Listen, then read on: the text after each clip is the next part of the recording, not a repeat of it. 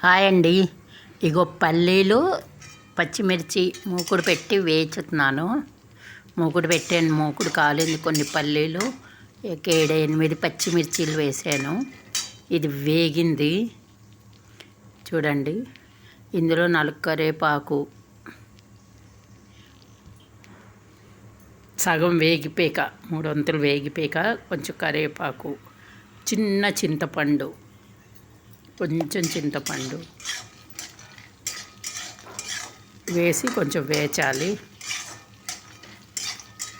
చాలా బాగుంటుంది పచ్చడి అన్నంలోకి, ఇడ్లీలోకి.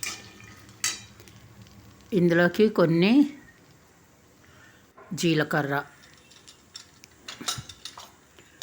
కొంచెం జీలకర్ర వేస్తాను. ఇగో జీలకర్ర, కొంచెం ధనియాలు వేయాలి. ధనియాలు కొంచెం ముందుగా వేయకూడదు, సగం పల్లీలు వేసాక అప్పుడు కొంచెం మెంతులు వేసి ఇది బాగా వేచాలి. ఇప్పుడు ఇంకా 3 వంతులు వేసింది కదా, ఇంకొక వంతు వీటితో కలిపి వేచాలి. బాగా వేగాయి. చల్లారిక పచ్చడి చేసాక చూపిస్తాను. ఇది వేగిపోయింది కదా, పచ్చడి రుబ్బి చూపిస్తాను. ఇక పచ్చడి ఎక్కువ పలచగా చేయలేదు. ఇందులో కొంచెం పోపు, ఆవాలు, జీలకర్ర, కరివేపాకు, ఇంగువ, ఎండుమిరపకాయలు, మామూలు పోపు, ఆవాలు, జీలకర్ర, ఎండుమిరపకాయ, కరివేపాకు, ఇంగువ, పచ్చట్లో పోపు వేసుకుని ఇది ఇడ్లీలో చూడండి. లైక్, సబ్స్క్రైబ్ తప్పకుండా చేయండి.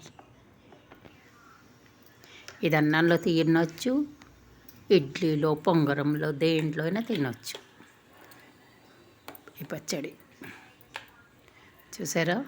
ఆ పచ్చడి ఏమో నిన్న బీరకాయ పచ్చడి పక్కన ఉన్నది. ఇదేమో పల్లీల పచ్చడి. చూసారు కదా?